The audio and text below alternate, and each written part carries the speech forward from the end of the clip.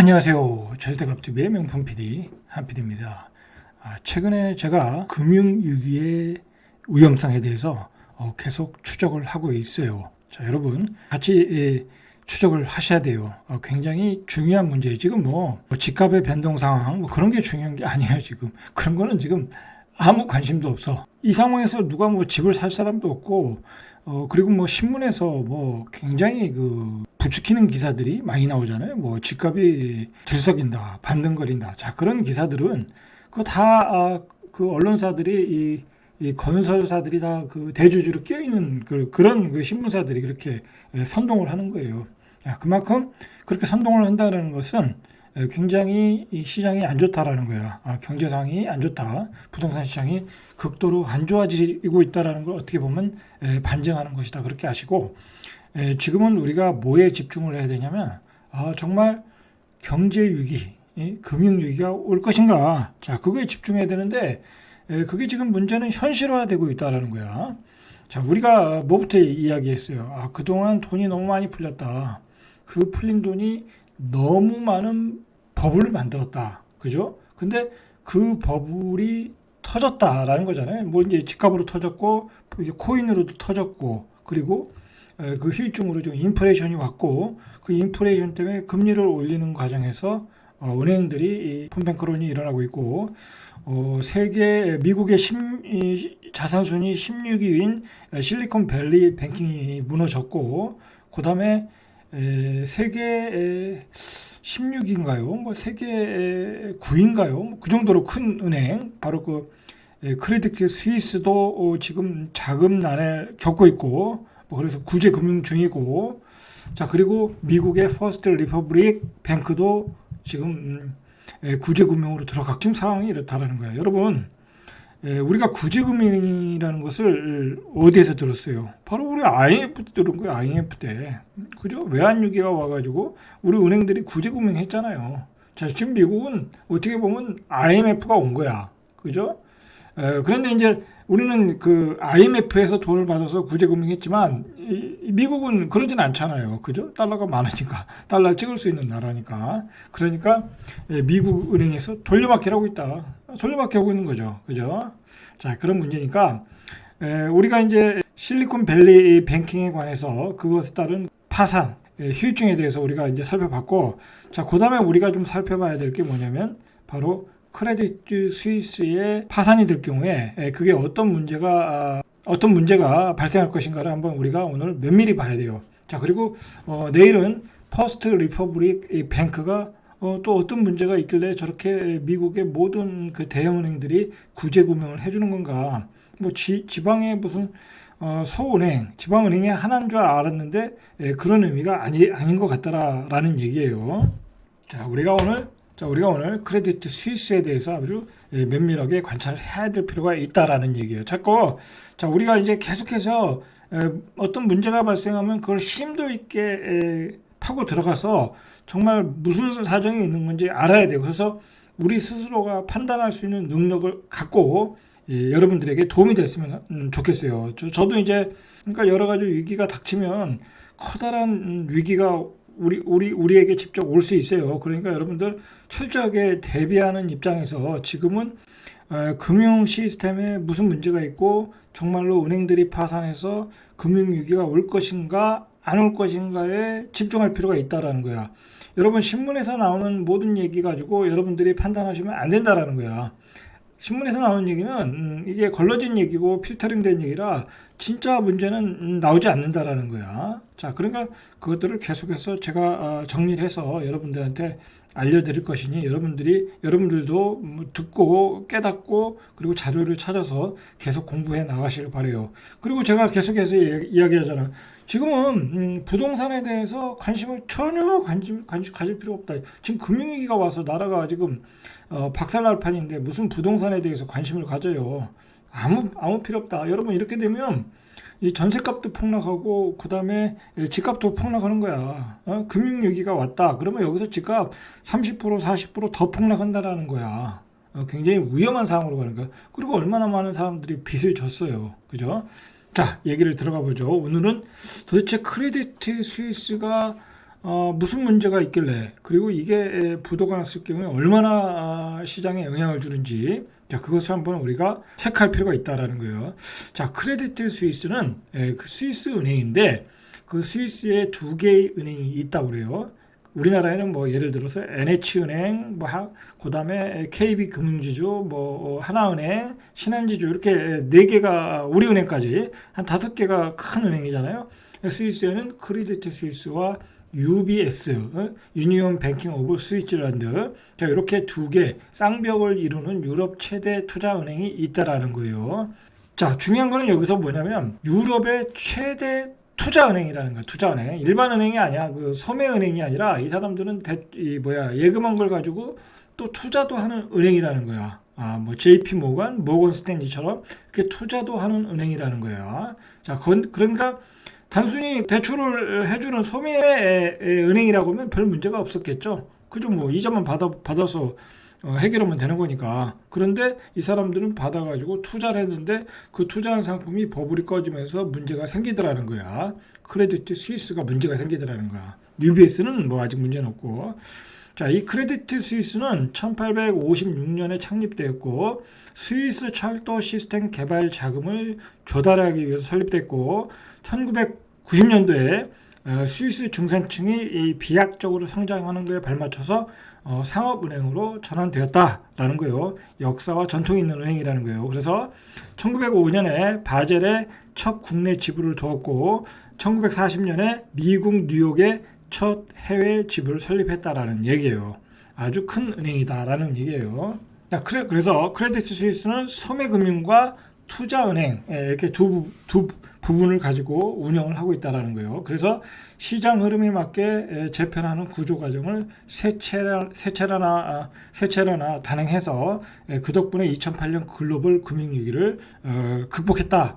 그러니까 아주 탄탄한 은행이었다라는 거예요. 자, 본사는 취리에 있고 직원이 5만 명에 이른다. 5만 명. 큰 은행이 아주. 자, 이 은행의 투자 규모가 어느 정도인지를 알 수 있는 게 세계 9대 투자은행 중 한 곳이다. 그러니까 이 은행이 파산하면 어마어마하게 큰 위기가 온다라는 거예요. 이게 많은 이 문제는 뭐냐면 이 은행의 파산으로만 끝나는 게 아니라 다른 은행과 다 엮여 있는 거야. 다 투자 상품과 연결돼서. 그래서 다른 은행도 부실해질 수 있다라는 거예요. 크레디트 스위스는 글로벌 시스템의 중요한 은행, 30곳에도 들어간다라는 거예요. 그러니까 글로벌 시스템의 중요한 은행이다. 미국 실리콘밸리 뱅킹 파산이 중소지역은행의 수익성 악화에 무게가 실렸다면, 그러니까 실리콘밸리 뱅킹이 무너지면 미국의 그 실리콘밸리의 기업들이 무너지는 거잖아요. 그죠? 거기에 국한된 거예요. 거기는 그 정도에 국한된 거야. 그죠?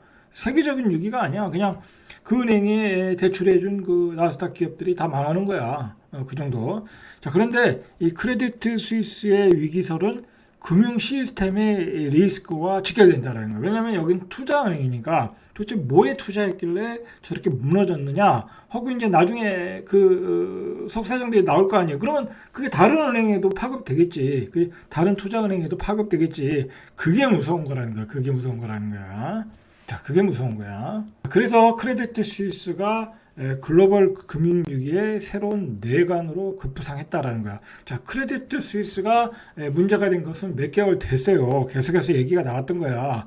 그래서 버티고 있었는데 실리콘밸리 뱅킹 사건이 일어나면서 이제 뭐랄까요? 이제 자금줄이 점점 끊어지는 거지. 그죠? 그러면서 최근에 이렇게 급부상한 거야. 뇌관으로. 자, 그러니까 여러분, 만약에 어떤 기준점을 좀 정해놓고 있을 필요가 있어요. 금융위기가 왔다 하면 그냥 크레디트 스위스가 파산했다 하면 그냥 금융위기가 왔다.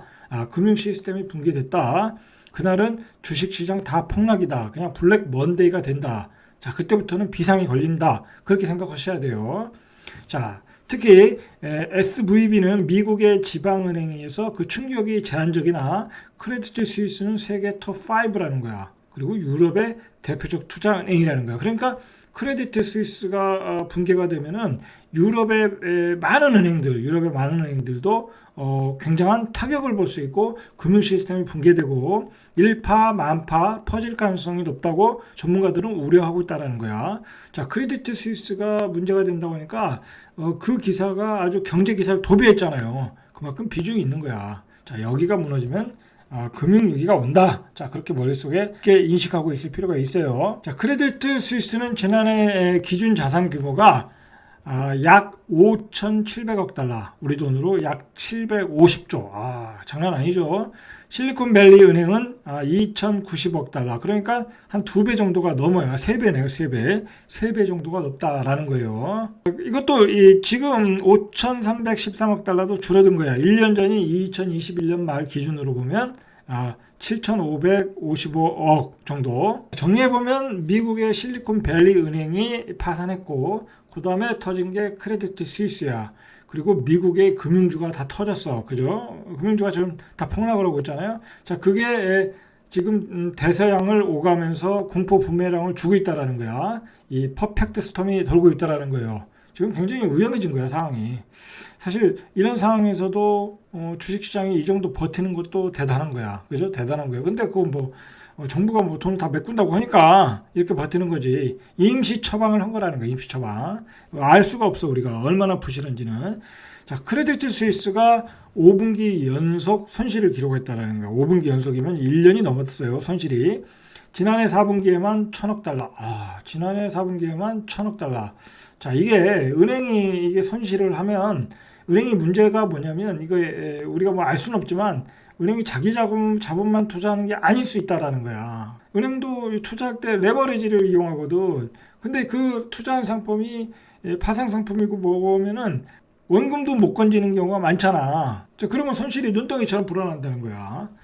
자, 그래서 어쨌든 4분기에만 1,000억 달러. 이거 문제가 클 것 같아요. 그죠? 규모가. 우리가 이런 수치에 조금 민감해질 필요가 있어요. 자, 크레디트 스위스의 주가는 이날만 24.2% 빠졌고, 자, 크레디트 스위스의 5년 신용 부도 스와프 프리미엄. 자, 이게 이제 부도날 위험이 있으면 이 프리미엄이 올라가. CDS 프리미엄이. 자, 그게 983. 이게 983이 어느 정도냐면 JP 모건스가 98이야. 그러니까 지금 부도날 위험이 JP 모건 체이스보다 10배나 높다. 자, 심각하죠? 4분기에만 1,000억 달러 손해봤고, 신용부도 스와프가 10배 높다. 그죠? 이 상황에서 이 주식을 사면 안 되겠죠. 근데 지금 우리 사학개미들이 이 주식을 막 산다는 거야. 응? 도박을 하고 있는 거지. 자, 큰일 나요. 큰일 납니다. 이거 생각해보세요. 이 상황이 이렇게 되는데, 그동안 크레디트 스위스를 들고 있는 기관들이 어떻게 하겠어요? 다 매도를 치겠지. 이거 누가 사겠어요? 개미들만 사는 거지. 기관들은 위험하니까 무조건 던진다고. 절대 안 올라간다고. 자, 그래서 이 크레디트 스위스가 굉장히 요즘 자금 사정이 안 좋으니까 크레디트 스위스의 최대 지주인 사우디아라비아 국립은행 SMB의 알쿠다이리 회장에게 CS에 대한 추가 금융 지원을 요청했겠죠. 자, 그런데 그 요청을 받아주질 않았어요. 받아주지 않았다.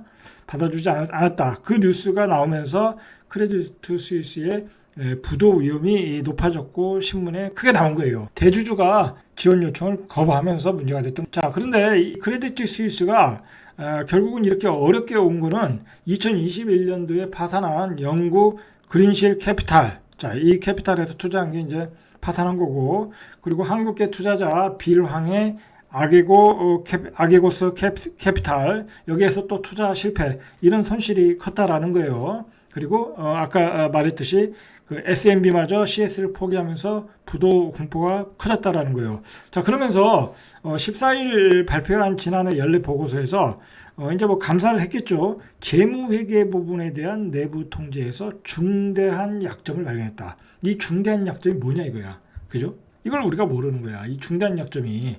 자, 이게 공포스러운 거야. 그죠? 공포스러운 거다.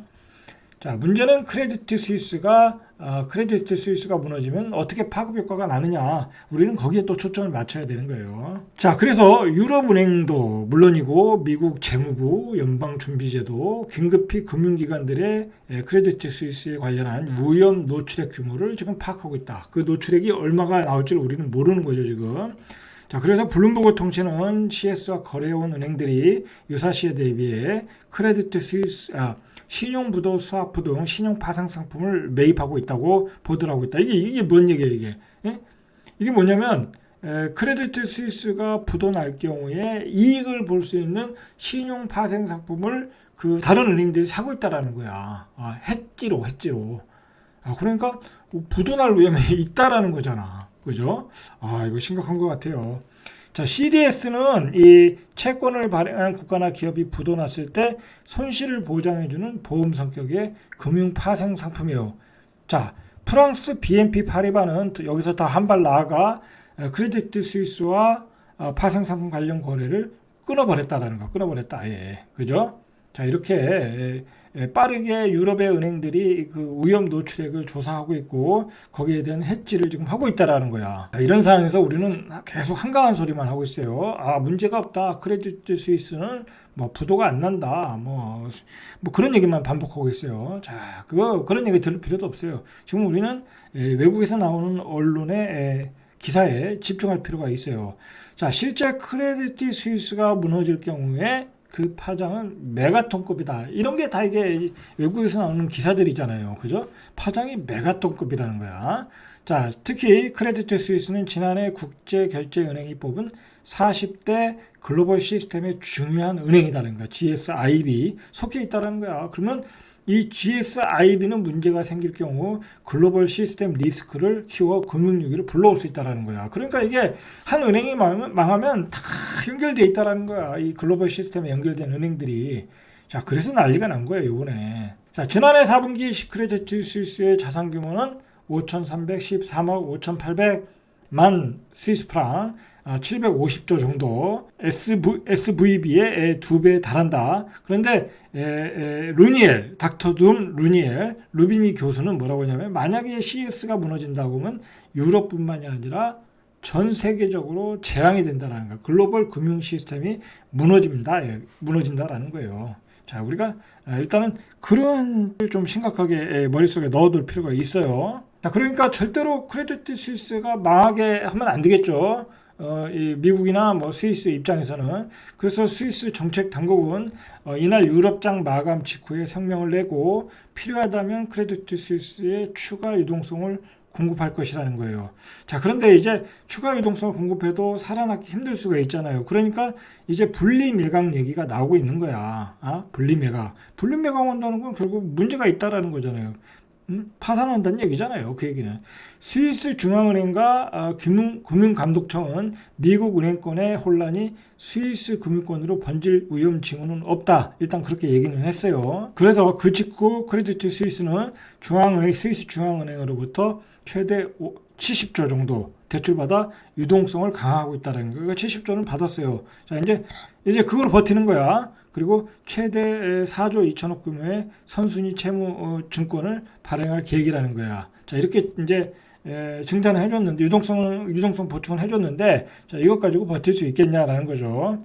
자, 이 크레디트 스위스의 그 부실 여파로 스위스 증시에서는 거래가 자동으로 중단되고 유럽의 은행주들도 주가가 동반 하락하고 있어요. 프랑스의 소시에테 제네랄 주가도 한때 12% 떨어졌고 독일 도이치뱅크도 8% 떨어졌고 유럽의 금융주들이 폭락을 하고 있어요. 자, 이게 이제 다음 시간에 할 얘기인데, 문제는 뭐냐면 이 유럽에서는 크레디트 스위스가 문제고 미국은 실리콘밸리 뱅킹이 무너지고 그 다음에 이 퍼스트 리퍼블릭 뱅킹, 이게 이제 지역은행 중에 좀 큰 은행 같아요.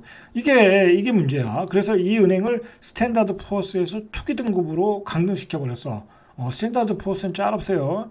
월스트리트 저널에 따르면 스탠다드 푸어스는 이 퍼스트 리퍼블릭 신용 등급을 A-에서 BB 플러스로 4단계나 낮췄다는 거야. 그죠? 자, 이렇게 구제금융을 해줬으니까 등급이 내려갈 수밖에 없죠. 그러니까 지금 유럽에서는 크레디트 스위스, 미국에서는 퍼스트 리퍼블릭, 지금 정신이 없어요. 그래서 대서양을 지금 오고 간다는 얘기가 나오는 거야. 자, 지금 나오는 얘기가 소매금융은 예를 들어서 소매금융은 다른 데서 인수를 하고 뭐 UBS나 뭐 다른 데서 인수하고 나머지는 뭐 청산하고 뭐 그런 얘기가 조금씩 나오고 있어요. 자, 문제는 뭐냐면 위기설에 휩싸인 스위스 투자은행 크레디트 스위스를 상대로 미국의 주주들이 재정 문제를 은폐했다. 그래서 소송을 제기했다라는 거야. 이 집단 소송을 하겠다라는 거죠. 그래서 크레디트 스위스가 심각한 고객 유출로 어려움을 겪고 있고 재무 보고서에서 중대한 결함이 있다는 사실을 공개하지 않았다라는 거야. 그죠? 그거 다 공시를 해야 되는 건데 투자자를 속였다라는 거야. 그 이제 주식을 산 사람들이 있을 거 아니에요. 우리 국민연금도 샀고 뭐 우리 어디 자산에서도 어떤 자산에서도 이거 투자했잖아요. 그럼 이 사람들이 다 소송을 걸겠죠. 왜냐하면 중대한 결함이 있는데 그걸 공시를 안 했잖아. 그죠? 자, 뉴저지주 캠든 연방법원에 제기했다. 그러니까 이 크레디트 스위스는 굉장히 지금 벌써 신뢰를 다 잃어버린 거야. 잃어버렸다. 자, 그래서 얘기가 나오는 게 뭐냐면 이 유동성의 이 위기에 시달리고 있는 크레디트 스위스가 스위스 현지 경쟁사인 UBS에 인수되거나 스위스 정부가 직접 개입해서 투자은행 부분을 별도 법인으로 분사하고 그 나머지 소매금융은 뭐 UBS에게 넘겨주든지 뭐 그런 식으로 쪼개버린다는 얘기죠. 그 얘기는 뭐예요? 이 투자은행 부분은 부실하니까 그거는 뭐 어떻게 청산을 하든지 하고 나머지는 뭐 소매금융은 넘겨주고 뭐 없어지는 거죠. 파산한다는 얘기지 이게 뭐겠어요. 결국 이렇게 되면 파산한다는 얘기잖아요. 자, 분위기로 봐서는 이렇게 파산 분위기로 가고 있는 것 같아요. 제 개인적인 생각이지만 파이낸셜 타임즈는 16일 투자자들이 생각하는 크레디트 스위스의 근본적인 문제는 유동성 위기가 아니다. 자, 수익성이 없는 사업 모델이다. 이게 문제라는 거죠. 그죠? 유동성 위기가 아니라는 얘기예요. 그러니까 밑 빠진 독이라는 거야. 밑 빠진 독. 그죠? 돈을 못 번다 이거야. 수익성 없는 사업 모델이라는 거야. 직원이 5만 명이나 되는데 그 직원 5만 명 월급만 줘도 얼마예요, 그게? 향후 크레디트 스위스들의 고객들의 예치금 인출이 계속되면 수익성이 더 악화될 가능성이 있다. 그러니까 이게 자꾸 인출이 계속되면은 결국은 이제 부도날 수 있다라는 얘기예요. JP 모건 체이스는 이날 투자자에게 보낸 메모에서 크레디트 스위스의 현상 유지는 더 이상 선택사항이 아니다. 그 스위스를 대표하는 또 다른 대형은행 UBS가 CS를 인수할 가능성이 높다. 이 얘기는 뭐예요? 은행을 쪼개버리겠다는 얘기잖아요. 그러니까 벌써 지금 그 은행을 어떻게 쪼갤 것인가, 어떻게 청산할 것인가, 이게 지금 얘기가 오고 가고 있는 거야. 그죠? 이런 얘기를 잘 안 하는 것 같아요. 방송에서는. 뭐 이게 다 신문에 나온 얘기인데도. 그죠?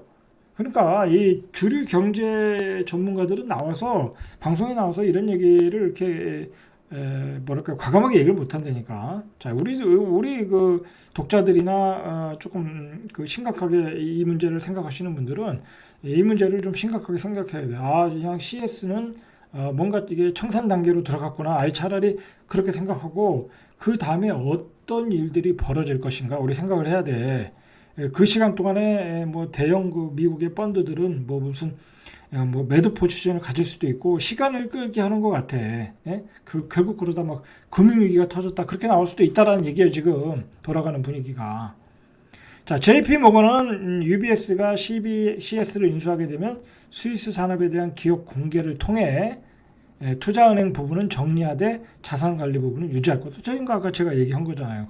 결국은 청산 절차로 가고 있다라는 얘기잖아요. 그죠? 자, CS 경쟁사인 UBS가 강제 통합하는 당국의 시나리오에 양측 모두 반대 입장을 보이고 있다는 거야. CS도 반대하고 UBS도 반대한다. 뭐 CS는 당연히 반대하는 거고 그럼 회사가 없어지는 거니까. UBS는 부실을 인수한다니까 또 반대하고. 자, UBS 입장에서는 막대한 손실을 본 투자은행 중심의 사업 구조에 대한 불신을 합병 반대 이유를 내세웠다. 그러니까 이 투자은행 이 CS가 한 투자은행 IB 부분은 너무 부실해서 인수하기가 어렵다라는 얘기예요. 외신들은 CS의 문제는 돌발적인 유동성의 위기가 아니라 수익을 내지 못하는 사업 모델에 있다. 그러니까 버블이 낀 데 투자했다라는 얘기죠. 자, 블룸버그는 소식통을 인용해 여러 장애 요인 등을 고려할 때 UBS와 CS 간의 합병은 최후의 수단으로 고려될 것이다 라고 얘기가 나오고 있어요. 그러니까 지금 이런 얘기가 오고 가고 있다. 자, 지금 상황은 그런 상황이다. CS는 힘든 상황이다. 어려운 상황이다.